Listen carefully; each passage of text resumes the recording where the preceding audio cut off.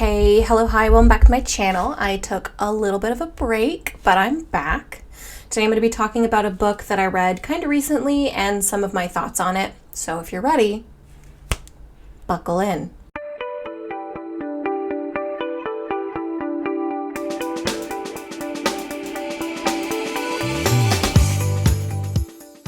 Irene Geunther is a 20th century American and European historian whose works primarily focus on cultural policies in Germany immediately preceding and throughout World War II.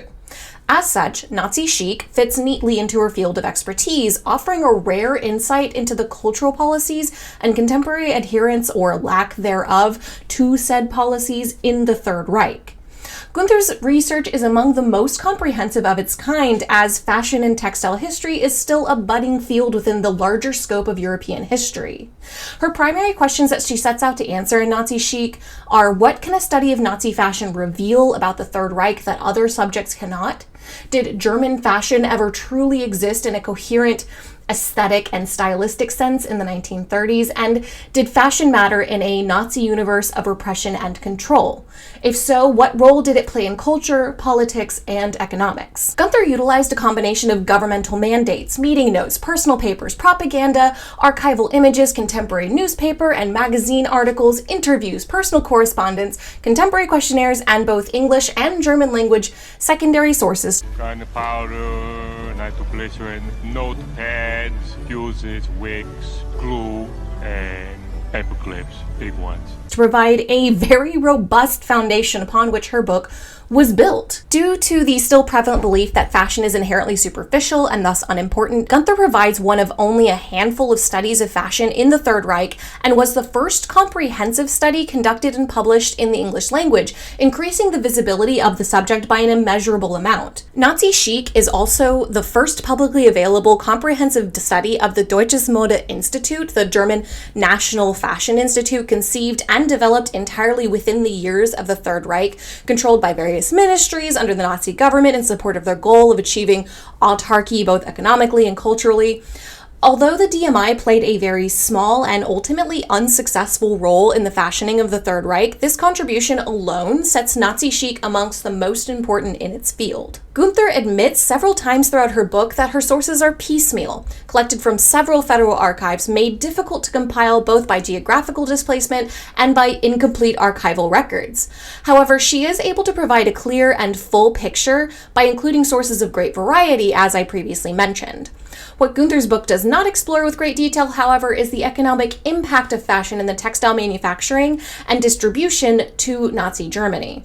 She does discuss the economic motivations behind the establishment of the DMI, namely the drive for autarky, but she does not explore the economic figures of expenditure versus return. The cultural impacts are her primary concern, and therefore this omission is understandable, but this lack does limit her assertions to primarily the cultural and social spheres, leaving a likely motivational factor for the political sphere she intended to tackle kind of incomplete. Gunther's goals in writing Nazi chic are almost completely met, with an exception for the completeness of her economic and political impact being less than fully answered.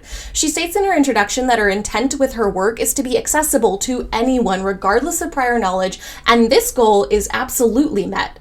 She doesn't use unnecessary jargon, the tone is approachable, and her research is very thorough, making Nazi chic a unique contribution to both the popular history genre and academia. Historians who seek to recreate her research journey utilizing Gunther's extensive bibliography are likely to come to the same conclusions that she did, although an economic historian may be able to provide even further context into the why behind the decisions made at the federal and local level. But overall, I gave Nazi chic a 5 out of 5 rating, and I absolutely think that it is incredibly important if you are a budding historian talking about, specifically about World War II, obviously. There is so much more to that period of time than just battles.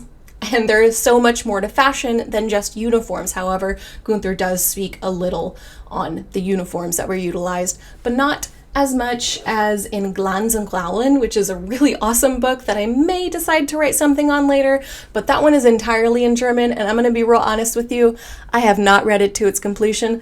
I don't speak German quite that well yet.